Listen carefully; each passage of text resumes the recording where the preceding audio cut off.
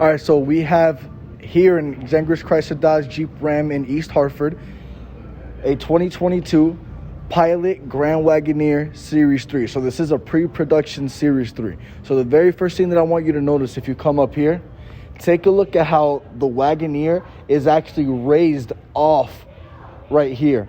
On the side, you can see the copper tones. So the reason for that is, what we want is continuity throughout the vehicle. So the same copper you see here is the same copper that's used for the stitching. All right, a lot of things that they actually did. Obviously, this is a really big front end, and you can notice that again in the details, whether it's the dimpling here on the side, the etching right along here to catch the lights and kind of make the grille look a lot brighter, and even the way you can tell from there how, just like the Grand Cherokee L, the grille is actually tilted forward. Difference is you get an overlap from the hood. That's going to be a callback to the original Grand Wagoneer. So again, you have the tow hooks up front, kind of following the theme from the Grand Cherokee L. You do have a revised camera here as far as forward collision warning, so on and so forth. Night vision camera hidden kind of in here. Biggest difference is this night vision camera goes out over 300 yards, which is obviously going to be a big benefit. The goal is to give you 2 to 3 seconds of reaction time, depending on how fast you're driving, versus having a shorter reaction time due to it not being as far out. Okay, if you notice here from these lights, they redid the headlights, redid the fog lights. They're actually following a sequential system, which you'll see when we go to the back as far as doing blinkers and things like that. Lights are meant to chase across, which is a nice look. Tow hooks are going to be up front. Again, we have dimpling along the sides here, really breaking up that front end as far as it is a really big front end. Again, this being a Jeep vehicle, there's Easter eggs. First and foremost, the most noticeable is always going to be the 7-slot grille.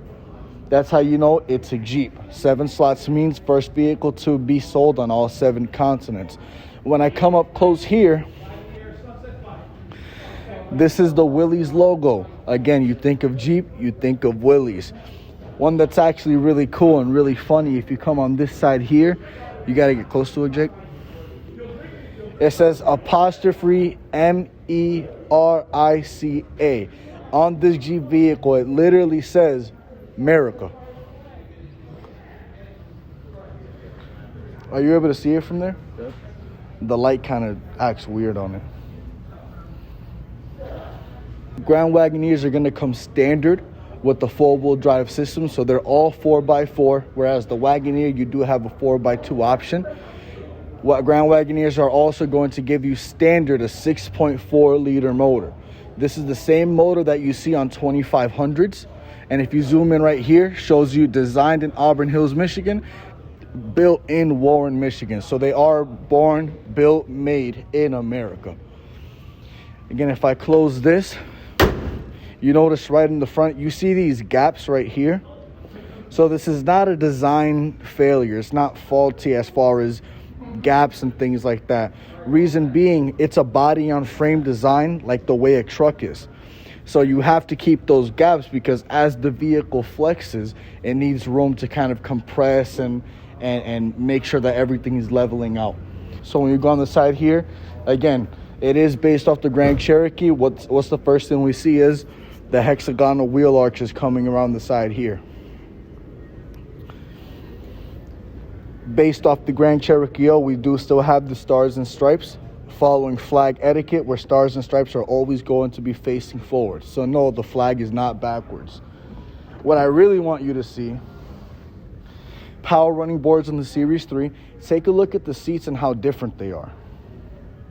So being in the front seat, you do get the Grand Wagoneer emblazoned on the real wood that they used on the inside. Same copper stitching, Macintosh speakers like we see on a Summit Reserve Grand Cherokee L. And when we look at this leather, what they did was they did a really nice job of, again, keeping that luxury interior. But the seat is movable in about 20 different ways, which is why they actually put the adjusting settings on the side of the door versus down here. One, as a luxury vehicle, that's what you see across the board. And two, if you had to adjust everything by reaching down, you're going to be there 10-15 minutes just to get through everything. From the outside, what we can see is you do get a black roof. Now, that isn't standard. It is an option. Obviously, if you have a black car, it's got a black roof anyway.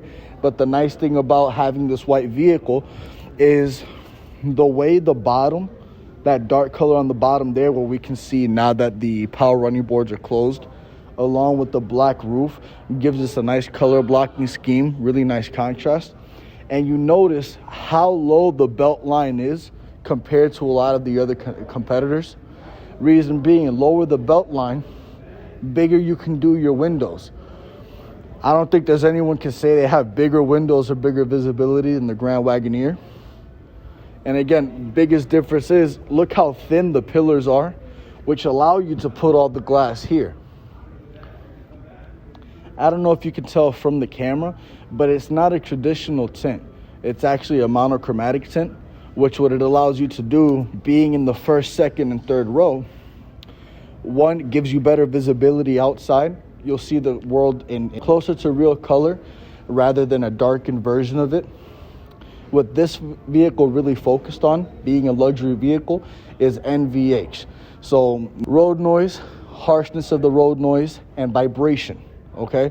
So reason being, I should be able to sit in the third row and talk to anyone sitting in the first row without raising my voice. The way they accomplish this is, if we go back to this window back here, this is actually a double pane window. So what that means is, because of the tint that they had to use, this is the first vehicle, or one of the first vehicles, to have double pane windows all throughout. Some competitors will have just the first row, first and second row. This does every pane of glass in here is double paned, so it's a lot thicker, and because of the way that it's produced, make sure that it's not as loud as you're driving it. Coming to the back here, again, you get to take a look at the back end of this vehicle. Grand Wagoneer emblazoned on the back in raised letters, and you do get the sequential lights back here as well.